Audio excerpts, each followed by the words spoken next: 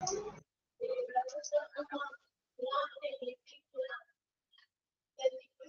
morning, all.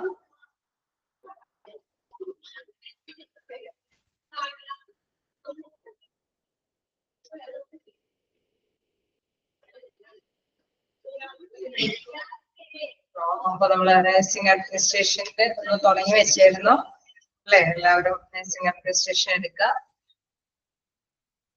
നിങ്ങൾ വായിച്ചു നോക്കിയായിരുന്നോ? കഴിഞ്ഞ ദിവസം എടുത്തത് നിങ്ങൾ വായിച്ചു നോക്കിയായിരുന്നോ? അങ്ങനെ എന്തെങ്കിലും ഡൗട്ടുകൾ ഉണ്ടായിട്ടുണ്ടെങ്കിൽ ഷെയർ ചെയ്യാം, ക്ലിയർ ചെയ്യാം. അപ്പൊ നമ്മള് പറഞ്ഞു നിർത്തിയത് എന്താണ്? Types of staff development. അതുവരെയാണ് പറഞ്ഞു നിർത്തിയത്. നഴ്സിംഗ് അഡ്മിനിസ്ട്രേഷൻ നമ്മളറിയാം, ഹോസ്പിറ്റൽ ആവുമ്പോൾ നഴ്സുമാരെ അപ്പോയിന്റ്മെന്റ് കൊടുക്കേണ്ടതുണ്ട്. വ്യത്യസ്ത പോസ്റ്റില് രോഗികളുടെ ഡയറക്റ്റ് ഇൻഡയറക്റ്റ്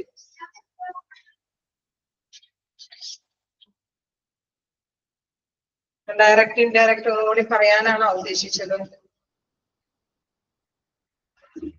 അതുവരേക്കും ആണോ നിർത്തിയത്? നിർത്തിയത് എന്തുപോലെ ഒന്നുകൂടി പറയാനാണ് ഉദ്ദേശിച്ചത്. ഓക്കെ, ഡയറക്റ്റ് ഇൻഡയറക്റ്റ് കെയർ എന്ന് പറയുമ്പോൾ, ഡയറക്റ്റ് കെയർ എന്ന് പറയുമ്പോൾ അതിൽ പ്രധാനമായിട്ട് മനസ്സിലാക്കേണ്ടത് നമ്മൾക്ക് നേരിട്ട് പേഷ്യന്റിനെ എല്ലായ്പ്പോഴും എല്ലാ കാര്യത്തിനും അവരെ കൂടുതൽ ശ്രദ്ധ കൊടുക്കേണ്ടത്. അതായത് അവർക്ക് എന്താ പറയുക, മെഡിസിൻസ് കൊടുക്കണമെങ്കിലും അതേമാതിരി തന്നെ അവരെ എല്ലാ കാര്യത്തിലും, അതായത് ചെറിയ ഇതുപോലും നഴ്സുമാരുടെ അഭാവത്തില് അവർക്കൊന്നും തന്നെ ആ പേഷ്യന്റ് കാര്യങ്ങളൊന്നും ചെയ്യാൻ പറ്റില്ല. ചിലപ്പോൾ അവര് ഫുഡ് കഴിക്കുക നേരെ സെൽഫായിട്ട് ഫുഡ് കഴിക്കുന്നവരായിരിക്കില്ല. അല്ലെങ്കിൽ നഴ്സുമാരെ എണീക്കെന്ന് പറയുമ്പോൾ എണീക്കാനോ അല്ലെങ്കിൽ മെഡിസിൻസ് കയ്യിൽ കൊടുത്താൽ കഴിക്കാനോ പറ്റാത്ത ക്രിട്ടിക്കൽ സ്റ്റേജിലുള്ള പേഷ്യൻസ് ഒക്കെ ആയിരിക്കും.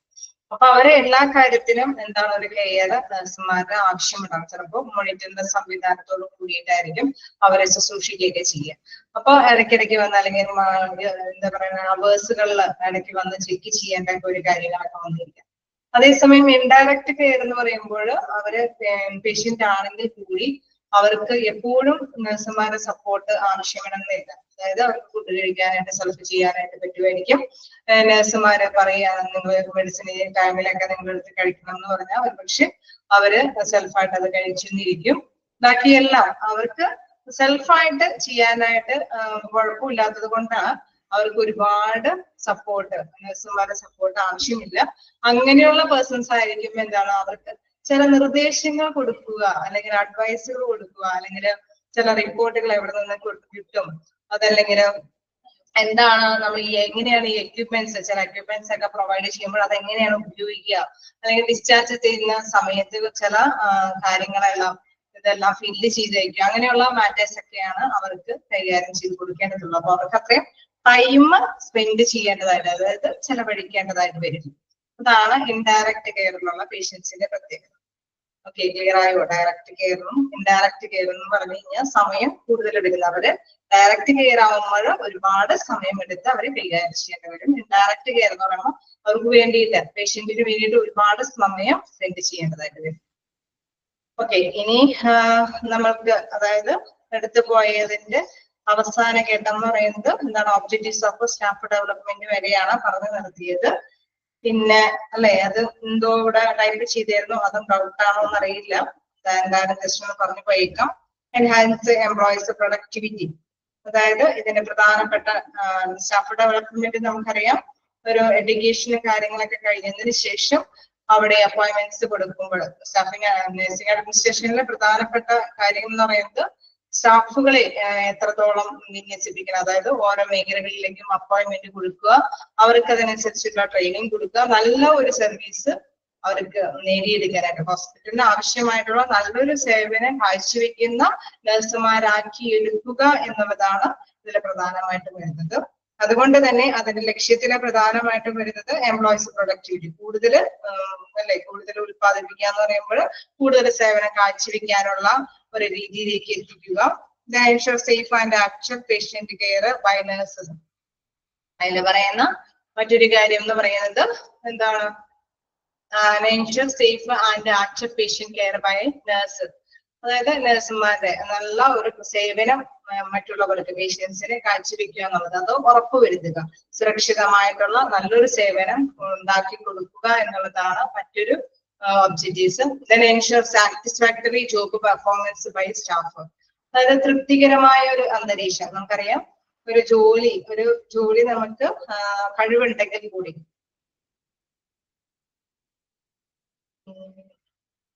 എനിക്ക് മനസ്സിലായില്ല മിസ് എന്താണെന്നാണ് ചോദിക്കുന്നത്. എന്താണ് മെസ്സേജ് വന്നതെന്ന് മനസ്സിലായത്? ഇതൊന്നും കൂടി heading objectives of staff development. ഞാനിപ്പോ എടുക്കാൻ ഉദ്ദേശിക്കുന്നത് ടൈപ്സ് ഓഫ് സ്റ്റാഫ് ഡെവലപ്മെന്റ് തുടങ്ങിയാണ് നമുക്ക് എടുക്കേണ്ടത്.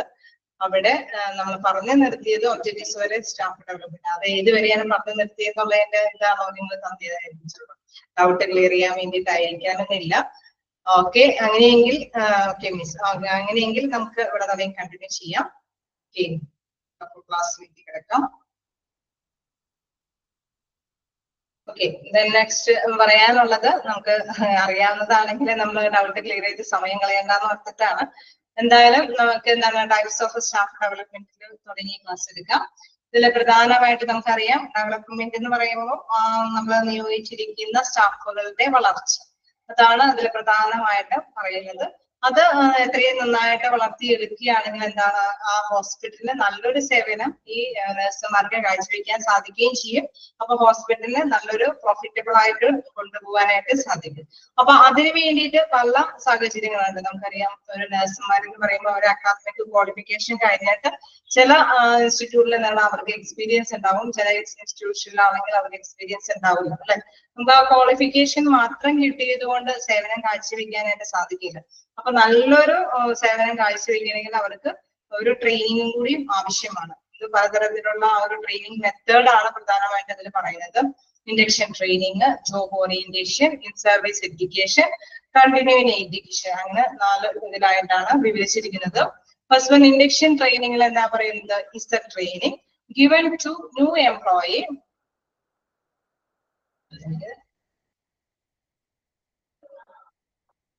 Okay, is the training given to new employees by the employer in order to help in adjustment to their new job and familiarize with their new work environment and the people who are working around them. അതായത് നമുക്കറിയാം ഒരു സ്ഥാപനത്തിൽ നമ്മൾ work ചെയ്യാനായിട്ട് ചെല്ലുമ്പോൾ അവരോടൊപ്പം തന്നെ അവിടെ ഡ്യൂട്ടി ചെയ്യുന്നവരോടൊപ്പം തന്നെ നിന്നുകൊണ്ട് വർക്ക് ചെയ്യുമ്പോൾ എന്താ പ്രത്യേകത? അവർ ചെയ്യുന്ന ഓരോ കാര്യങ്ങളെല്ലാം അവിടെ എന്തൊക്കെയാണോ സാധനങ്ങളൊക്കെ ഉപയോഗിക്കുന്നത്, എങ്ങനെയൊക്കെയാണ് ഉപയോഗിക്കുന്നത് എന്നൊക്കെ ഒരു അറ്റാച്ച് ചെയ്യാൻ, അതായത് നമുക്ക് അടുത്ത് ഇടപഴകി ചെയ്യാനായിട്ടുള്ള ഒരു സാധ്യതയുണ്ട്. അപ്പൊ ഇൻഡക്ഷൻ ട്രെയിനിങ്ങിൽ പറയുന്നത് എന്താണ്? ന്യൂ എംപ്ലോയീസ്, പുതിയ എംപ്ലോയീസിന് എംപ്ലോയർ കൊടുക്കുന്ന ഒരു ട്രെയിനിങ് ആണ്. ഇതെന്താണ്? പുതിയ ജോബുമായിട്ട് അഡ്ജസ്റ്റ് ചെയ്യാനായിട്ട്.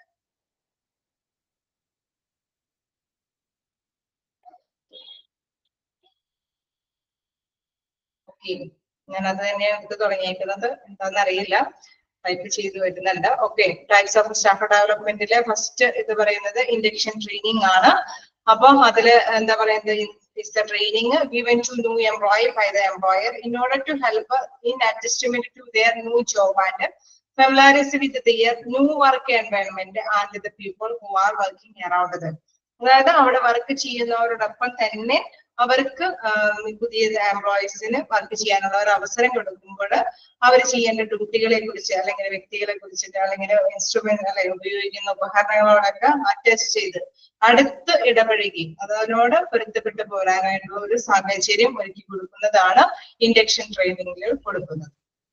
ഓക്കെ, ഇൻഡക്ഷൻ ട്രെയിനിങ്ങിൽ പറയുന്നത് is the training given to new employees by the employer in order to help in adjustment to their new job and familiarities with their new work environment and the people who are working around them. Okay, peoples ഓരോ വ്യക്തികളൊക്കെ നമുക്കറിയാം ഹോസ്പിറ്റലിൽ വരുമ്പോൾ patients ആണ് വ്യത്യസ്ത നേച്ചറിൽ അല്ലെ വ്യത്യസ്ത ഫീലിങ്ങോട് കൂടിയിട്ടാണ് രോഗങ്ങളോട് കൂടിയിട്ടാണ് അവർ വരുന്നത്.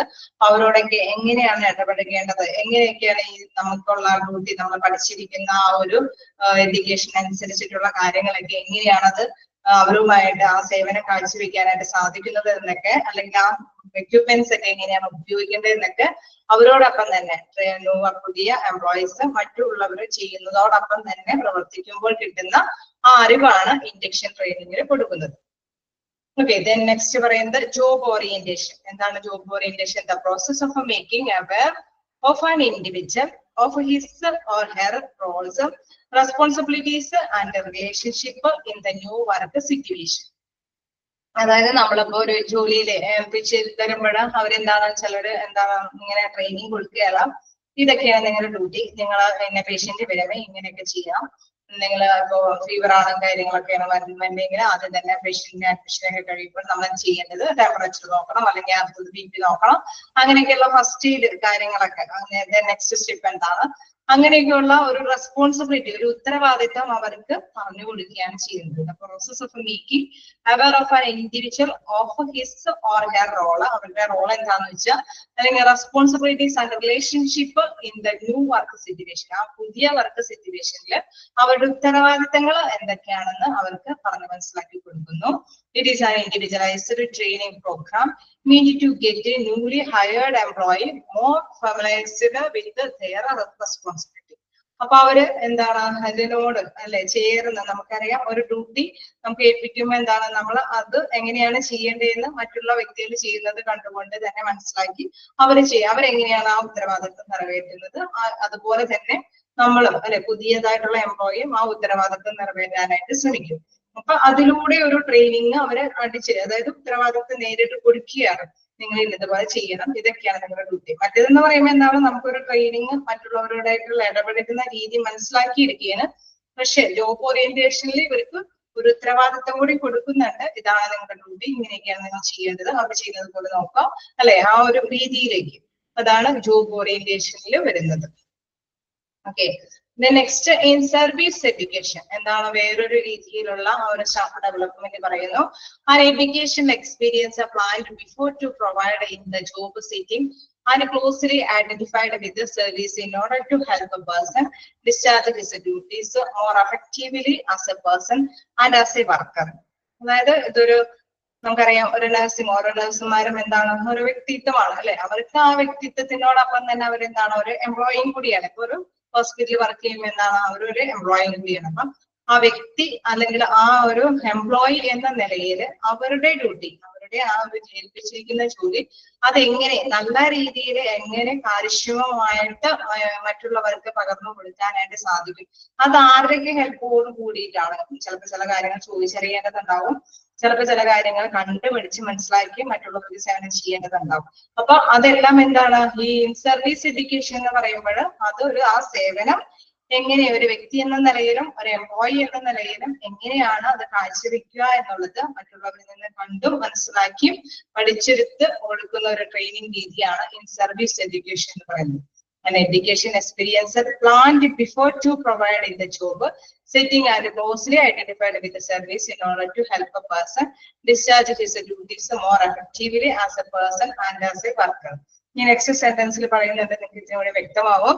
It is thus a planned instructional or a training programme given by an employee agency in the employment setting. അതായത് നമ്മളിപ്പോ ഒരു ജോലി അല്ലെ ഒരു ട്രെയിനിങ് ആണെങ്കിൽ കൂടി നമ്മൾ നിയമിക്കുമ്പോൾ നിങ്ങൾ ഓരോ ഇൻസ്ട്രക്ഷൻസ് പറയും. നമ്മൾ നേരത്തെ റെസ്പോൺസിബിലിറ്റി കൊടുത്തു എന്ന് പറഞ്ഞ മാതിരി തന്നെ ചില നിർദ്ദേശങ്ങൾ ഈ ഏജൻസി ഇവർക്ക് പറഞ്ഞ് മനസ്സിലാക്കി കൊടുക്കും. നിങ്ങളുടേതായിട്ടുള്ള ഇന്ന കാര്യങ്ങളൊക്കെയാണ് നിങ്ങൾ ചെയ്യേണ്ടത്. നമ്മൾ അവിടെ ചെന്നിട്ട് അല്ലെ ആദ്യമായിട്ട് പേഷ്യൻസിനെ കാണുമ്പോൾ എന്തൊക്കെ ചെയ്യണം, അങ്ങനെ കുറെ നിർദ്ദേശങ്ങൾ നേരത്തെ കൂട്ടി പ്ലാൻ ചെയ്തിട്ട് ഇവർക്ക് കൊടുത്തിട്ടുണ്ടാവും. ആ നിർദ്ദേശങ്ങൾക്ക് അനുസരിച്ചിട്ട് ഈ വ്യക്തി എന്ന നിലയിലും ഒപ്പം തന്നെ ഒരു എംപ്ലോയി എന്ന നിലയിലും ഈ നിർദ്ദേശങ്ങൾക്ക് അനുസൃതമായിട്ട് ഈ പ്ലാൻ ചെയ്ത രീതിയിൽ ഇവര് ചെയ്യുന്നുണ്ടോ, അങ്ങനെയുള്ള വിലയിരുത്തലാണ് അല്ലെങ്കിൽ അങ്ങനെയുള്ള ഒരു ട്രെയിനിങ് ആണ്, ഈ ട്രെയിനിങ് പാക്കേജ് ആണ് ഈ ഏജൻസി പ്രൊവൈഡ് ചെയ്യുന്നത്. അതാണ് ഇൻ സർവീസ് എഡ്യൂക്കേഷനിൽ വ്യക്തമാക്കുന്നത്. എന്താണ്? It is thus a planned instruction or a training programme given by an employee agency in the employment setting. ആ എംപ്ലോയ്മെന്റ് സെറ്റ് ചെയ്യുന്നതോടൊപ്പം തന്നെ കുറച്ച് ഇൻസ്ട്രക്ഷൻസ് ഉണ്ടാവും. നമുക്കറിയാമല്ലോ ചില ഇതികളിൽ ഒരു ട്രെയിനിങ് പീരീഡ് ഒരു 6 months ഒക്കെ കൊടുക്കും. അപ്പൊ നിങ്ങൾ ഇങ്ങനെ ഇന്ന കാര്യങ്ങൾ, അപ്പൊ അവരുടെ റിസൾട്ടും കൂടി വിലയിരുത്തിയിട്ടായിരിക്കും ചിലപ്പോൾ അവരെ ഫുള്ളായിട്ട് പെർമനന്റ് ആയിട്ട് അപ്പോയിന്റ്മെന്റ് ഒക്കെ കൊടുക്കുക. അപ്പൊ ആ ഒരു നേരത്തെ കൂട്ടി ഒരു തയ്യാറാക്കിയ ഇൻസ്ട്രക്ഷൻസ്, ആ ഇൻസ്ട്രക്ഷൻസ് അനുസരിച്ച് ഇവരെ കൊണ്ട് തൊഴിൽ ചെയ്യിപ്പിക്കുന്ന ഒരു ട്രെയിനിങ് മെത്തേഡ് ആണ് service education. Then continuing education. എന്താണ് continuing education? Is all the learning activities that happen after an individual has completed his basic education. It involves planned learning experience beyond a basic nursing education program. നമുക്കറിയാം ചില institutions അവര് just എന്താണ് basic educations മാത്രം കിട്ടിയെന്ന് വരുള്ളൂ. പിന്നെ അവർക്ക് ഒരു ട്രെയിനിങ് ഒരു ചെറുതായിട്ട് നമുക്കറിയാം ബോണ്ടും അല്ലെങ്കിൽ ഇന്റേൺഷിപ്പ് എന്നൊക്കെ പറയുന്ന കാര്യങ്ങളൊക്കെ വരുമ്പോൾ എന്താണ് പല രീതിയിൽ അവർക്ക് ഒരു ചെറിയൊരു ട്രെയിനിങ് പാക്കേജും കൂടി കിട്ടുന്ന ഒരു രീതിയാണ് കണ്ടിന്യൂയിങ് എഡ്യൂക്കേഷൻ. പഠിച്ച കാര്യങ്ങൾ തന്നെ പ്രവൃത്തിയിലേക്ക് കൊണ്ടുവരുന്ന ഒരു പ്രാക്ടിക്കൽ ആയിട്ടുള്ള ഒരു ട്രെയിനിങ്. ഇതാണ് ഇതിൽ പറയുന്നത്. Is all the learning activity that happen after an individual has completed his basic education. It involves a planned learning experience beyond a basic nursing education program. Okay, അപ്പൊ എഡ്യൂക്കേഷനോടൊപ്പം തന്നെ ഒരു എക്സ്പീരിയൻസും കൂടെ പ്രദാനം ചെയ്യുന്ന ഒരു പാക്കേജ് ആണ് എന്ത് കണ്ടിന്യൂയിങ് എഡ്യൂക്കേഷൻ എന്ന് പറയുന്നത്. അങ്ങനെ വ്യത്യസ്ത തരത്തിലുള്ള സ്റ്റാഫ് ഡെവലപ്മെന്റ് ഉണ്ട്. അതായത് വ്യക്തികളുടെ നഴ്സുമാരുടെ ആ ഒരു വളർച്ച, അവരുടെ ആ തൊഴിലുമായി ബന്ധപ്പെട്ടുള്ള ഒരു വളർച്ച പ്രദാനം ചെയ്യുന്ന വ്യത്യസ്ത തരത്തിലുള്ള ട്രെയിനിങ്ങുകളാണ്. ചിലത് എന്താണ് ചെയ്യുന്നതോടൊപ്പം തന്നെ ട്രെയിനിങ്, അതായത് ഡ്യൂട്ടിയോടൊപ്പം തന്നെ എല്ലാം കണ്ടുപിടിക്കാനുള്ള അവസരം കൊടുക്കുന്ന. മറ്റു ചിലത് എന്താണ് റെസ്പോൺസിബിലിറ്റീസ് കൊടുത്തുകൊണ്ട് തന്നെ ഒരു ട്രെയിനിങ് കൊടുക്കുന്നു. ദെൻ വേറെ എന്ന് പറയുന്നത് നേരത്തെ കൂട്ടി കുറച്ച് ഇൻസ്ട്രക്ഷൻ കൊടുത്ത് അതനുസരിച്ച് തന്നെ ഇവരുടെ വ്യക്തിപരമായിട്ടും അവര് എംപ്ലോയി എന്ന നിലയിലും അവരുടെ ഡ്യൂട്ടി കൈകാര്യം ചെയ്യുന്നതാണ്. ദെൻ കണ്ടിന്യൂയിങ് എഡ്യൂക്കേഷൻ എന്ന് പറയുമ്പോൾ നമുക്ക് കിട്ടിയിരിക്കുന്ന ക്വാളിഫിക്കേഷൻ മാത്രം പോരാ, അതിനോടൊപ്പം തന്നെ കിട്ടേണ്ട ഒരു ട്രെയിനിങ്, ആ ഒരു ട്രെയിനിങ് പാക്കേജ് ആണ് കണ്ടിന്യൂയിങ് എഡ്യൂക്കേഷനിലൂടെ കൊടുക്കുന്നത്. ഓക്കെ, ക്ലിയർ ആയോ? എന്തെങ്കിലും ഡൗട്ട് ഉണ്ടെങ്കിൽ ചോദിക്കാം.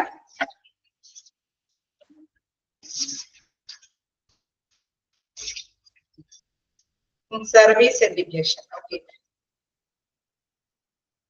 ഇതില് സർവീസ് എഡ്യൂക്കേഷനില് ഇതിലല്ലേ ലാസ്റ്റ് സെന്റൻസ് നോക്കാം. It is thus a planned instruction or a training programme given by an employee agency in the employment sector. അതായത് ഒരു എംപ്ലോയ്മെന്റിൽ ഒരു ഏജൻസി എന്താണ് എംപ്ലോയിക്ക് കൊടുക്കുന്ന ഒരു ഇതാണ്, സെറ്റിംഗ് ആണ്. നമുക്കറിയാം ചില ഇൻസ്റ്റിറ്റ്യൂഷനിൽ ഏജൻസി വഴിയായിട്ടൊക്കെയാണ് അപ്പോയിന്റ്മെന്റ്സ് ഒക്കെ കിട്ടുന്നത് അല്ലെ.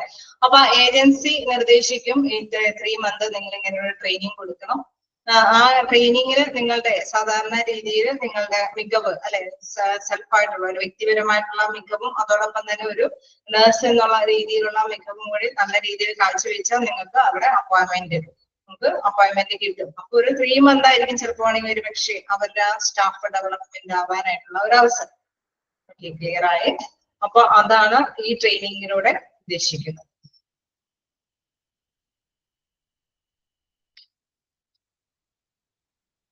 എന്തെങ്കിലും?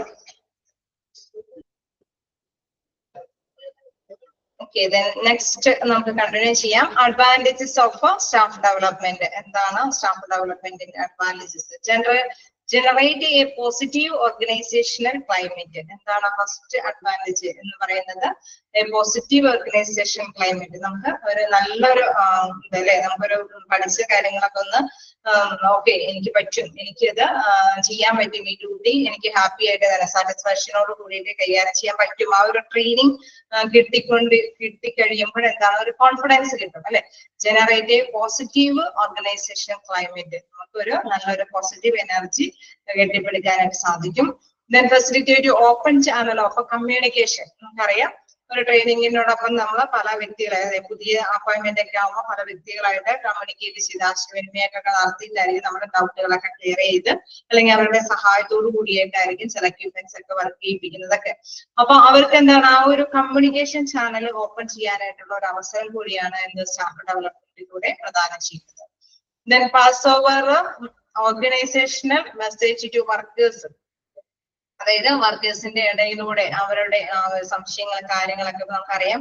ആരാണ് ഏറ്റവും ടോപ്പിലുള്ള വ്യക്തികൾ, എങ്ങനെയാണ് ഇങ്ങനെയുള്ള പേഷ്യൻസ് വരുമ്പോൾ എന്താണ്, അപ്പൊ എങ്ങനെയാണ് ആദ്യം വരുന്നത്, ഡ്യൂട്ടീസുകളൊക്കെ എങ്ങനെയാണ് അത് തിരിച്ചറിയാൻ പറ്റുന്നത്. അപ്പൊ ആ മെസ്സേജുകളെല്ലാം ഓർഗനൈസേഷന്റെ ആ ഒരു സന്ദേശങ്ങളെല്ലാം വർക്കേഴ്സിന്റെ ഇടയിലേക്ക് കാഴ്ചവെക്കാനായിട്ട് നമുക്ക് സാധിക്കും. നമ്മളിപ്പോ ട്രെയിനിങ് കിട്ടുന്നതോടൊപ്പം തന്നെ എങ്ങനെയാണ് ഇതൊക്കെ ആദ്യം തന്നെ ചെയ്യേണ്ടത് എന്നൊക്കെ ഉള്ളത് ഒരാശയവിനിമയം നടത്തിക്കൊണ്ട് മെസ്സേജുകളൊക്കെ എങ്ങനെയാണ് കൈകാര്യം ചെയ്യുന്നതെന്നൊക്കെയുള്ള കാര്യം മനസ്സിലാക്കാനായിട്ട് സാധിക്കും. Easy access to knowledgeable colleagues through, അതായത് സഹപ്രവർത്തകരുടെ ആ ഒരു അറിവ് പങ്കിടാനായിട്ട്, അല്ലെ മറ്റുള്ളവരിൽ നിന്ന് അറിവ് നേടി. നമുക്കറിയാം സംശയങ്ങൾ പുതിയ എംപ്ലോയിക്ക് ഇങ്ങനെയൊക്കെയുള്ള ഒരു ട്രെയിനിങ് പാക്കേജ് കിട്ടുമ്പോഴാണ് അവർക്ക് അവരുടെ അറിവ് വർദ്ധിപ്പിക്കാനായിട്ട് സാധിക്കുന്നത്. അപ്പം സഹപ്രവർത്തകരുടെ സഹായത്തോടു കൂടിയിട്ട് തന്നെയാണ് അവർക്ക് അവരുടെ അറിവ് വികസിപ്പിച്ചെടുക്കാനായിട്ട് സാധിക്കുന്നത്. ഇതൊരു അഡ്വാൻറ്റേജ് ആയിട്ട് പറയുന്നു. Easy access to knowledgeable colleagues through. Okay, ഇത്രയും 4 അഡ്വാൻറ്റേജസ് ആണ് സ്റ്റാഫ് ഡെവലപ്മെന്റിൽ പറഞ്ഞിരിക്കുന്നത്. Next role of administration in staff development. ഇതിൽ പറയുന്ന മറ്റൊരു കാര്യം എന്ന് പറയുന്നത് ഇതിന്റെ പ്രവർത്തനങ്ങളുമായി ബന്ധപ്പെട്ടതാണ്. എന്താണ് users principle of learning when helping employees to learn new skills or information. അതായത് നമ്മൾ സ്റ്റാഫ് ഡെവലപ്മെന്റ് എന്ന് പറയുമ്പോൾ മനസ്സിലായി അല്ലെ, ട്രെയിനിങ് കിട്ടി അവരെ വളർത്തിയെടുക്കുന്ന ഒരു ഇതാണ്. അപ്പൊ അവിടെ ആ ഒരു അഡ്മിനിസ്ട്രേഷന്റെ റോള് എന്താന്നുള്ള കാര്യമാണ് നമ്മൾ പറയുന്നത്. അതിലെന്താ പറയുന്നത്, uses principle of learning when helping employees to learn new skills or informations. പുതിയ സ്കില്ലുകൾ എങ്ങനെ നിങ്ങൾക്ക് നേടിയെടുക്കാം, എങ്ങനെയാണ് അത് കൂടുതൽ. നമുക്കറിയാം ഹോസ്പിറ്റലിനെ ഏറ്റവും ലാഭത്തിലേക്ക് വളർത്തിക്കൊണ്ടുവരിക എന്നുള്ളൊരു മെയിൻ ഗോളായിരിക്കും എന്താണ് അഡ്മിനിസ്ട്രേറ്റീവ് പവറിലിരിക്കുന്നവരുടെ ആശയം അല്ലെ. അപ്പൊ അവർക്ക് അത് എന്താണ് ഈ എംപ്ലോയീസിന്റെ ഇടയിലേക്ക് മനസ്സിലാക്കി കൊടുക്കാനായിട്ട് സാധിക്കും. എന്താണ് ഇതിന്റെ തത്വങ്ങൾ എന്തൊക്കെയാണ്, അല്ലെങ്കിൽ പുതിയ സ്കില്ലുകൾ നിങ്ങൾ എങ്ങനെയാണ് സമയമൊക്കെ അധികം സ്പെൻഡ് ചെയ്യാതെ തന്നെ ഇത് ചെയ്യാനൊക്കെ ആയിട്ട് സാധിക്കുക എന്നുള്ള കാര്യങ്ങളെല്ലാം അവർക്ക് ഇതിലൂടെ ആ ഒരു തത്വങ്ങളെല്ലാം മനസ്സിലാക്കി കൊടുക്കാനായിട്ട് സാധിക്കും. Uses teaching techniques that strengthen staff. അതായത് നമ്മുടെ സ്റ്റാഫുകളുടെ ആ ഒരു ശക്തി, അതാണ് നമ്മുടെ ശരിക്കും പറഞ്ഞു കഴിഞ്ഞാൽ ഒരു ബലം. ശരിക്കും നല്ല രീതിയിൽ സ്റ്റാഫ് നല്ല സമയം അല്ലെങ്കിൽ നല്ല സേവനം കാഴ്ചവെക്കുമ്പോഴാണ് ആ ഹോസ്പിറ്റല് നല്ല രീതിയിൽ സ്മൂത്ത് ആയിട്ട് റൺ ചെയ്ത് പോകുക. അപ്പൊ അവിടെ എന്തൊക്കെയാണ് പറഞ്ഞ് മനസ്സിലാക്കേണ്ടത്, ഏത് രീതിയിലുള്ള കാര്യങ്ങളാണ് ടീച്ച് ചെയ്ത് പറഞ്ഞ് ടെക്നിക്ക്, ഏതൊക്കെ ടെക്നിക്കാണ് ഉപയോഗിക്കേണ്ടത്, ഇതെല്ലാം അവർക്ക് ഈ അഡ്മിനിസ്ട്രേഷൻ പവറിലുള്ളവർക്ക് കാഴ്ചവെക്കാനായിട്ട് സാധിക്കും എന്നുള്ളതാണ്. Then continuously access learning needs to each unit. അതായത് നമ്മൾ പറഞ്ഞു ഓരോ സെപ്പറേറ്റ് ഏത് യൂണിറ്റിലാണെങ്കിലും ഹോസ്പിറ്റൽ എന്ന് പറയുമ്പോൾ നഴ്സിംഗ് ഫീൽഡിൽ വ്യത്യസ്ത രീതികൾ അല്ലെ, വേറെ ഏത് മേഖലകളിലാണെങ്കിലും ഒരുപാട് സ്റ്റാഫുകൾ ഉണ്ടാവും. അപ്പൊ അവിടെ എല്ലാം പുതിയ എംപ്ലോയീസിനൊക്കെ അപ്പോയിന്റ്മെന്റ് ചെയ്യേണ്ടതുണ്ടാവും. ഈ പുതിയ എംപ്ലോയീസിനൊക്കെ ഇങ്ങനെയുള്ള ട്രെയിനിങ്ങും കൊടുക്കേണ്ടതുണ്ടാവും.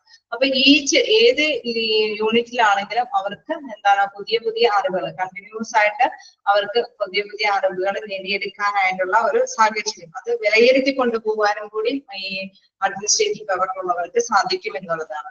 നമുക്കറിയാം പുതിയ എംപ്ലോയി വരുമ്പോൾ ചിലപ്പോൾ അവർക്ക് ചില കാര്യങ്ങളിൽ കുറച്ചും കൂടി ഇന്നോവേറ്റബിൾ ആയിട്ടുള്ള കാര്യങ്ങളൊക്കെ ചിലപ്പോൾ അറിയാൻ പറ്റിയെന്നിരിക്കും അല്ലെ.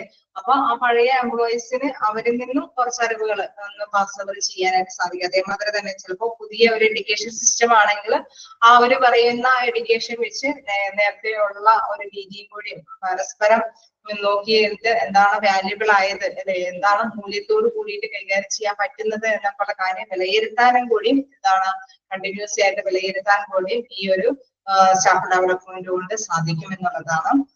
Then leads employees regarding knowledge and skill deficit. അതേമാതിരി തന്നെ ഇത് കഴിവുകൾക്ക് ഉണ്ട് എന്നുള്ളത് മാത്രം തന്നെ കഴിവുകളുടെ അഭാവം കൂടിയുണ്ട് അല്ലെ. ചിലപ്പോൾ വൈദഗ്ധ്യക്കുറവുകൾ ഉണ്ടാവാനായിട്ടുള്ള സാധ്യതയുണ്ട്.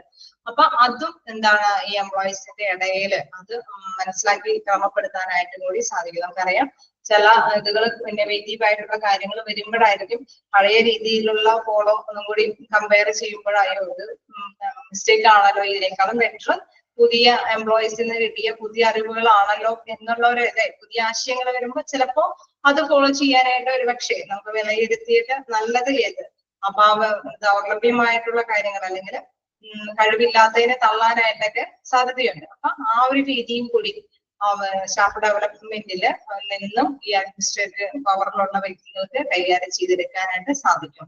Leeds employees regarding knowledge and skill deficit, അവരുടെ സ്കില്ലിന്റെ ആ ഒരു ദൗർലഭ്യത അല്ലെങ്കിൽ അറിവിന്റെ ആ ഒരു അപര്യാപ്തയും കൂടി കൈകാര്യം ചെയ്തെടുക്കാനായിട്ട് സാധിക്കും. അത്രയുമാണ് role of administration in staff ഡെവലപ്മെന്റിൽ പറഞ്ഞിരിക്കുന്നത്. നമ്മുടെ ഈ ചാപ്റ്ററിന്റെ മെയിൻ ആയിട്ടുള്ള ഒരു മേഖല നിങ്ങൾക്ക് ഡൗട്ട് ഉണ്ടെങ്കിൽ ചോദിക്കാട്ടോ, വായിച്ചു നോക്കുക.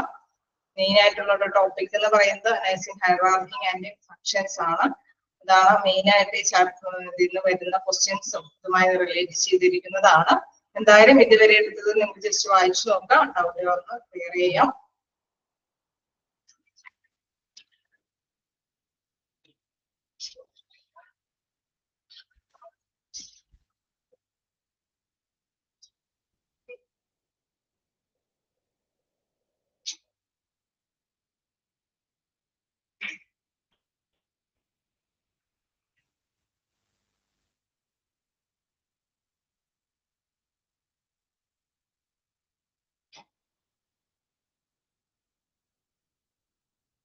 ഡൗട്ടുകളൊന്നുമില്ല, താഴേക്ക് പോട്ടെ, കണ്ടിന്യൂ ചെയ്തോട്ടെ.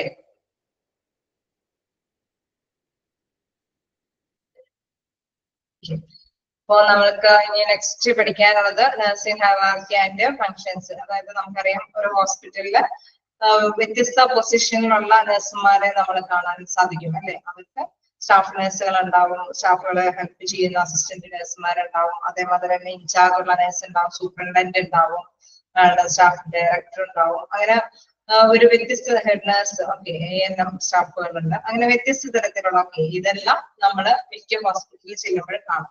നമുക്കറിയാം ANM ഉള്ള നഴ്സുമാരുടെ ഡ്യൂട്ടി അല്ല എന്താണ് ഹെഡ് നഴ്സുമാരുടെ ഡ്യൂട്ടി എന്നുള്ള കാര്യമൊക്കെ നമുക്കറിയാം. ഒരു വ്യത്യസ്ത പൊസിഷനാണ്, പക്ഷെ എല്ലാവരും തന്നെ ഉണ്ടാവണം അല്ലെ. ഒരു ഹോസ്പിറ്റലാകുമ്പോൾ നമുക്കറിയാം ഹെഡ് നഴ്സ് മാത്രം നിന്നിട്ട് ഒന്നും കാര്യമില്ല, സ്റ്റാഫ് നഴ്സും വേണം, നമ്മുടെ ANM നഴ്സും വേണം. എല്ലാവരുടെയും കൂടി ഒത്തൊരുമിച്ചുള്ള ഒരു പ്രവർത്തനത്തിന്റെ ഫലമായിട്ടാണ് നല്ല രീതിയിൽ ഹോസ്പിറ്റലിൽ ചെയ്യാനായിട്ട് പോവുക. ഓക്കെ, സൂപ്രണ്ടന്റ് ഉണ്ട്. അപ്പൊ അങ്ങനെ വ്യത്യസ്ത പോസ്റ്റിലുള്ള നഴ്സുമാരുണ്ട്. അവർക്ക് എന്താണ് അവരുടേതായ ഡ്യൂട്ടികളും ഉണ്ട് അല്ലെ. ANM നഴ്സിന്റെ ഡ്യൂട്ടി അല്ല എന്താ സൂപ്രണ്ടന്റ് നഴ്സിന്റെ ഡ്യൂട്ടി എന്നുള്ളത്. അപ്പൊ വ്യത്യസ്ത രീതിയിലുള്ള ഡ്യൂട്ടികളാണ് ഓരോരുത്തർക്കും ഉള്ളത്. ഇതിന്റെ പ്രത്യേകത നമ്മുടെ മൂക്ക് ടെസ്റ്റ് പ്രധാനമായിട്ട് ചോദിക്കുന്നത് ഇങ്ങനെ ഓരോ ഡ്യൂട്ടികളും വെച്ചിട്ട് ഇത് നഴ്സിന്റെ ഡ്യൂട്ടിയാണ് അല്ലെങ്കിൽ അങ്ങനെയുള്ള ഒരു ഇതാണ് മിക്കപ്പോഴും ക്വസ്റ്റ്യൻസിൽ വരാറ്. അപ്പൊ അതുകൊണ്ട് തന്നെയാണ് ഇത് ഇമ്പോർട്ടന്റ് ആയിട്ടുള്ള ഒരു ഭാഗമാണെന്ന് പറയുന്നത്. അതായത് എല്ലാവരുടെയും ഡ്യൂട്ടി റെസ്പോൺസിബിലിറ്റീസും ഇവിടെ കൊടുക്കുന്നുണ്ട്. ഓക്കെ, നഴ്സിംഗ് സൂപ്പർവൈസറിന്റെ ഉണ്ട്, നഴ്സിംഗ് ഇൻചാർജിന്റെ ഉണ്ട്, അതേമാതിരി തന്നെ സ്റ്റാഫ് നഴ്സിന്റെ ഉണ്ട്. അപ്പൊ നിങ്ങളെല്ലാം തന്നെ ഈ ഭാഗം കൃത്യമായിട്ട് തന്നെ മനസ്സിലാക്കി വെക്കണം. കാരണം ഓപ്ഷൻ വരുമ്പോ എല്ലാ നഴ്സുമാരുടെയും ഓപ്ഷൻസ് വരാം. അപ്പൊ ആരാണ് ഇതിന്റെ ആരുടെ ഡ്യൂട്ടിയാണ് എന്നുള്ളത് കൃത്യമായി തന്നെ മനസ്സിലാക്കി വെക്കേണ്ടതുണ്ട്. അതുകൊണ്ട് തന്നെ ശ്രദ്ധയോടുകൂടി നമ്മളിത് മനസ്സിലാക്കി വെക്കുകയും ചെയ്യും. ഓക്കെ, അപ്പൊ ജസ്റ്റ് ഇതിന്റെ ഉള്ളിലുള്ള കാര്യങ്ങൾ തന്നെയായിരിക്കും മോക്ക് ടെസ്റ്റ് ഉൾപ്പെടുത്തുന്നത്. അപ്പൊ പൊതുവെ ഞാൻ ഉൾപ്പെടുത്തി കൊടുക്കുന്നുണ്ട്, പ്രധാനമായിട്ടും നിങ്ങൾക്ക് വരുന്നത് കൊണ്ട്. Role of administrator. Okay, just ഇതൊന്ന് പറഞ്ഞിട്ട് നമുക്ക് അങ്ങോട്ടേക്ക് ഹൈറാർക്കിയിലേക്ക് പോകാം. എന്താണ് role of administrator in staff development? Uses a principle of learning when helping employees to learn new skills or information. അപ്പൊ നമ്മളെ പുതിയ സ്കില്ലുകളും ഇൻഫോർമേഷൻസും, അതായത് നമുക്കറിയാം ചിലപ്പോ നമ്മൾ അപ്പോയിന്റ്മെന്റ് ചെയ്യുന്ന വ്യക്തികൾ അവര് പുതിയ ട്രെയിനിങ് ആയിട്ടുള്ള വ്യക്തികളാണ് അല്ലെ. അപ്പൊ അവര് എന്താണ് പഴയ ഒരു അറ്റ്മോസ്ഫിയറിലാണ് മറ്റുള്ള വ്യക്തികളോടൊപ്പം തന്നെയാണ് ഡ്യൂട്ടി ചെയ്യാനായിട്ട് വരുന്നത്. അപ്പൊ അവർക്ക് എന്താണ് കൂടുതൽ ചിലപ്പോൾ ഒരുപക്ഷെ ഇപ്പോഴത്തെ രീതി അനുസരിച്ചിട്ടുള്ള കൂടുതൽ അറിവുകളും അതിനനുസരിച്ചിട്ടുള്ള കാര്യങ്ങളായിരിക്കും അവർ എഡ്യൂക്കേഷൻ അക്കാദമിക് ക്വാളിഫിക്കേഷനിലൂടെ നേടിയിരിക്കുന്നത്. അപ്പൊ ഈ കിട്ടുന്ന ആ ഒരു ട്രെയിനിങ് വെച്ച് നോക്കുമ്പോൾ ഇവരുടെ ഇൻഫോർമേഷൻസും കൂടി അവര് ഷെയർ ചെയ്യുകയാണെങ്കിൽ എന്താണ് അതൊരു പുതിയ പ്രിൻസിപ്പിൾ ആയിട്ട് തന്നെ നമ്മുടെ അഡ്മിനിസ്ട്രേറ്റീവ് പവറിൽ ഇരിക്കുന്നവർക്ക് അത് നടപ്പാക്കാനായിട്ട് സാധിക്കും എന്നുള്ളതാണ്. Uses principles of learning when helping employees to learn new skills or information. പുതിയ ഇൻഫോർമേഷൻസോ അല്ലെങ്കിൽ കഴിവുകളെല്ലാം ഈ അഡ്മിനിസ്ട്രേറ്റീവ് പവറിലുള്ളവർക്ക് സ്റ്റാഫ് ഡെവലപ്മെന്റ് എന്നുള്ള മേഖലയിൽ കൂടി നടപ്പാക്കാനായിട്ട് സാധിക്കും. Then uses teaching techniques that strengthen staff. അതായത് അവരുടെ ആ ഒരു സ്റ്റാഫിന്റെ ശക്തി അതിനു വേണ്ടിയിട്ട് പുതിയ പുതിയ ടെക്നിക്സുകൾ നമുക്കറിയാം. പുതിയ പേഴ്സൺസിനെയും കൂടെയും ഒക്കെ ഉൾപ്പെടുത്തിക്കൊണ്ട് വരുമ്പോൾ പുതിയ പുതിയ ടെക്നിക്സും കൂടി അവർക്ക് അവൈലബിൾ ആക്കിക്കൊണ്ട് എന്തെങ്കിലും ഇന്നോവേറ്റീവ് ആയിട്ടുള്ള രീതിയിലൊക്കെ അപ്ലൈ ചെയ്തിട്ട് പിന്നെ നല്ലൊരു റിസൾട്ടിലേക്ക് ചിലപ്പോൾ ഒരു പക്ഷേ സമയത്തിന്റെ നമ്മൾക്കറിയാം ഇപ്പൊ ഒക്കെ അല്ലെ കൃത്യമായിട്ട് തന്നെ സമയത്തിന് വരണം, അതിന്റെയൊക്കെ ഒരു ഇതുകളൊക്കെ ഉണ്ട്. അപ്പൊ ആ ഒരു ടൈമിങ്ങും കാര്യങ്ങൾക്കൊക്കെ പ്രാധാന്യം കൊടുക്കുമ്പോൾ എന്താണ് സേവനം കിട്ടാനായിട്ട് നമുക്കൊരു പങ്ക്ച്വാലിറ്റി, അതായത് അത്രയും മാക്സിമം യൂട്ടിലൈസേഷൻ ഒക്കെ ചെയ്യാനായിട്ട് സാധിക്കും. അപ്പൊ പുതിയ പുതിയ ടെക്നിക്കുകൾ അപ്ലൈ ചെയ്യുമ്പോൾ അതിനനുസരിച്ചിട്ടുള്ള സ്ട്രെങ്ത് അവരുടെ സ്റ്റാഫുകൾക്ക് ശക്തിയും വർദ്ധിപ്പിക്കാനായിട്ട് സാധിക്കുമെന്നുള്ളതാണ്. Then continuously assess learning needs of each unit. Continuous ആയിട്ട് നമുക്ക് വിലയിരുത്താനായിട്ട് സാധിക്കും. നമുക്കറിയാം പുതിയ പുതിയ എംപ്ലോയീസിനെ ഗ്യാപ്പുകൾ ഉണ്ടെന്നനുസരിച്ചൊക്കെ അവരെ അപ്പോയിന്റ്മെന്റ് ചെയ്ത് അവർക്ക് ഡെവലപ്മെന്റ് അവരുടെ ഇതുകൾ അവരുടെ വളർച്ചയ്ക്ക് പ്രാധാന്യം കൊടുത്തുകൊണ്ട് വല്ല പ്രോഗ്രാംസ് ഒക്കെ സംഘടിപ്പിക്കുമ്പോൾ അവര് വളർന്നുകൊണ്ട് വരികയാണ്. അതോടൊപ്പം തന്നെ എന്താണ് അവരുടെ അറിവും വികസിച്ചുകൊണ്ടിരിക്കുകയാണ്. അത് കൃത്യമായിട്ട് തന്നെ അസസ് ചെയ്യുക എന്ന് വെച്ചാൽ വിലയിരുത്താനായിട്ട് സാധിക്കും. Leads employees regarding knowledge and skill deficit. അതേമാതിരി തന്നെ ഇത് എന്താണ് അഭാവം എന്നുള്ളതും കൂടി നമുക്കറിയാം.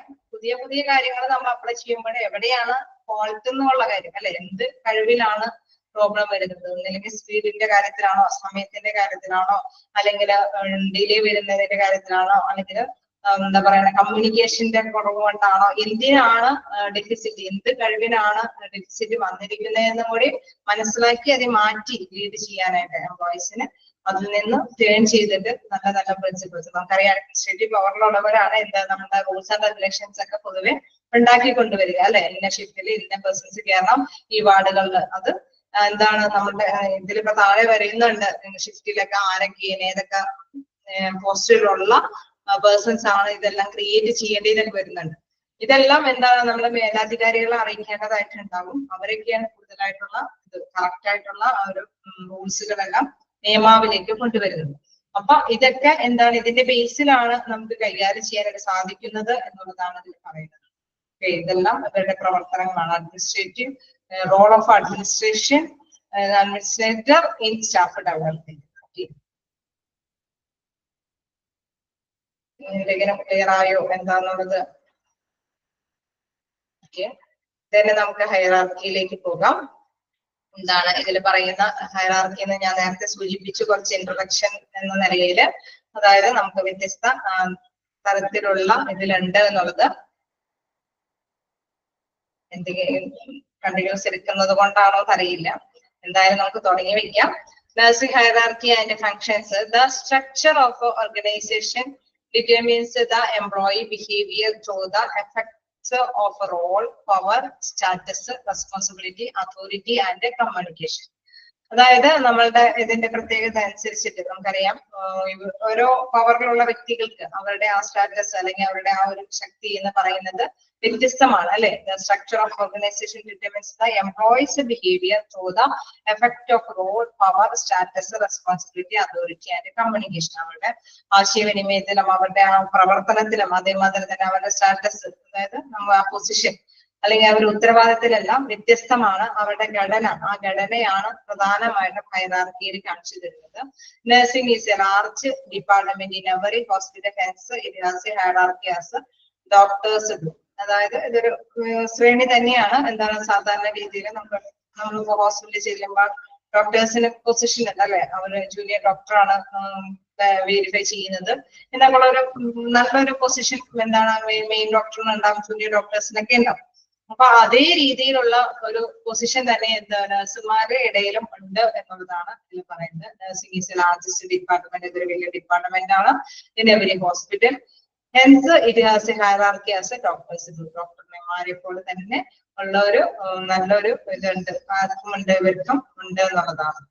Then next, and it is necessary to understand different nursing classification. അതുകൊണ്ട് തന്നെ നമുക്ക് വ്യത്യസ്ത തരത്തിലുള്ള ഈ നഴ്സിംഗ് ക്ലാസിഫിക്കേഷനെ കുറിച്ചിട്ട് നമുക്ക് മനസ്സിലാക്കേണ്ടതുണ്ട്. അതിന്റെ ആവശ്യകത അനുസരിച്ചിട്ട് നോക്കാം. എന്താണ് നഴ്സിംഗ് ഡയറക്ടർ ആണ് ഫസ്റ്റ് ഉള്ള ഒരു പേഴ്സൺ. ദെൻ അതിന് താഴെയാണ് നഴ്സിംഗ് സൂപ്രണ്ടന്റ്. ദെൻ അതിന് താഴെയാണ് നഴ്സിംഗ് സൂപ്പർവൈസർ. then next താഴെ നഴ്സിംഗ് ഇൻചാർജ് ഉണ്ട്, then സ്റ്റാഫ് നേഴ്സ് ഉണ്ട്. ഓക്കെ, അപ്പം നഴ്സിംഗ് സ്റ്റാഫ് നേഴ്സിന് ശേഷമാണ് നഴ്സിംഗ് അസിസ്റ്റന്റും വന്നിരിക്കുന്നത്. നഴ്സിംഗ് ഡയറക്ടറിന്റെ ആദ്യത്തെ പോസ്റ്റുകളുള്ളതാണ്. നമുക്കറിയാം, മേലധികാരി എന്ന നിലയിൽ നഴ്സുമാരുടെ ഏറ്റവും ടോപ്പിലുള്ള വ്യക്തിയാണ് നഴ്സിംഗ് ഡയറക്ടർ. അത് മനസ്സിലാക്കി വെക്കാൻ നിങ്ങൾ ആ ഹൈറാർക്കിയുടെ മോഡൽ എന്തായാലും മനസ്സിൽ കീപ്പ് ചെയ്ത് വെക്കുക. Nursing director, nursing superintendent, nursing supervisor, nursing incharge, staff nursing, nursing assistant. Nursing director ഏറ്റവും ടോപ്പിലാന്ന് മനസ്സിലായി. It is a nursing director who provides direction to the nursing staff and coordinate health service. അതായത് മറ്റ് എല്ലാവരെയും തന്നെ അല്ലെ, നഴ്സിംഗ് സ്റ്റാഫുകൾക്ക് എല്ലാവർക്കും തന്നെ ഒരു ഡയറക്ഷൻ, അതായത് ഒരു വഴികാട്ടിയായിട്ട് നിൽക്കുന്നത് ആരാണ്? നഴ്സിംഗ് ഡയറക്ടർ ആണ്. അതോടൊപ്പം തന്നെ ഹെൽത്ത് സർവീസിനെ മൊത്തത്തിൽ കോർഡിനേറ്റ് ചെയ്യാന്ന് വെച്ചാൽ ഏകോപിപ്പിക്കുന്നത് നഴ്സിംഗ് ഡയറക്ടർ ആണ്. Their duties consist of supervising all nursing staff and looking after patient care, as well as administrative functions like record keeping, budgeting, etc. അതായത് ഇതിലെ പ്രധാനമായിട്ടും വേറൊരു ഇത് പറയുന്നത് consist of supervising all nursing staff. എല്ലാവരെയും തന്നെ supervise ചെയ്യേണ്ടതുണ്ട്. ആർക്ക്? ഡയറക്ടർ തന്നെയാണ് എല്ലാവരെയും തന്നെ സൂപ്പർവൈസ് ചെയ്യുന്നത്. അതോടൊപ്പം തന്നെ എന്താണ് അഡ്മിനിസ്ട്രേറ്റീവ് ഫംഗ്ഷനിൽ വരുന്നത്? നമുക്കറിയാം, നമ്മൾ നേരത്തെ പറഞ്ഞിരുന്നു, മേലധികാരികൾക്ക് തീരുമാനങ്ങൾ എടുക്കാൻ ഉണ്ട്, പക്ഷെ ഏറ്റവും നമ്മളുടെ അഡ്മിനിസ്ട്രേറ്റീവ് പവറിലുള്ള കാര്യം, അവരെ അറിയിക്കേണ്ട കാര്യങ്ങൾ അവരെ കൃത്യമായിട്ട് അറിയിച്ചിട്ട് മാത്രമേ ഈ തീരുമാനങ്ങൾ എടുക്കുന്നത് റൺ ചെയ്യാനായിട്ട് സാധിക്കുള്ളൂ അല്ലെ. അപ്പൊ അത് തന്നെയാണ് ഇവിടെ പറയുന്നത്. എന്താണ്? Administrative functions like record keeping, budgeting, etcetera. Administration ആയിട്ടുള്ള ഫംഗ്ഷൻസ് ആയിട്ടുള്ള റെക്കോർഡ് കീപ്പിംഗും എല്ലാം എന്താണ് ഇതിലൂടെ തന്നെയാണ് നടപ്പാക്കുന്നത് എന്നുള്ളതാണ്.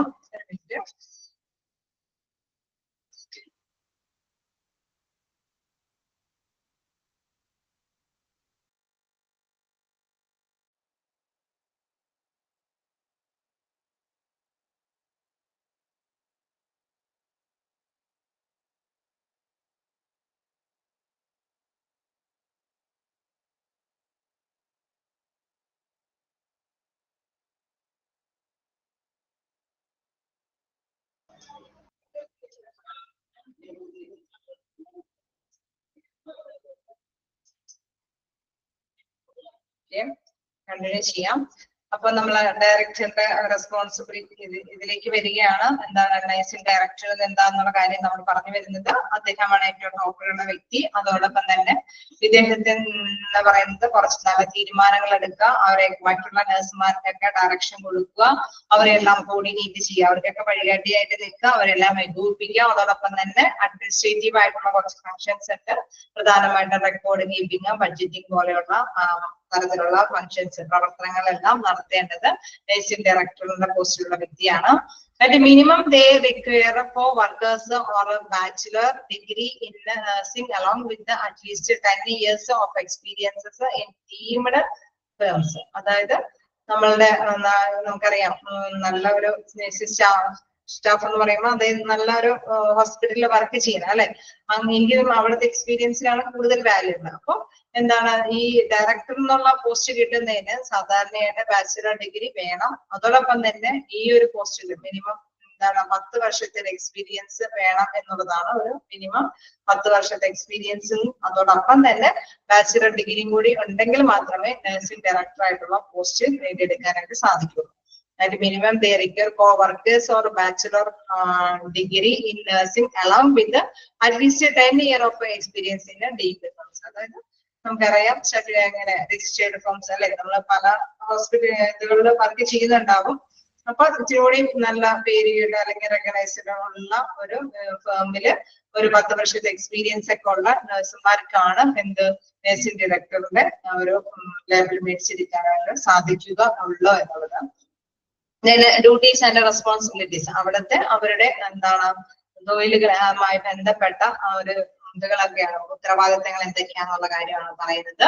അതിൽ ഫസ്റ്റ് വൺ പറയുന്നു to direct oversee and evaluate all nursing staff.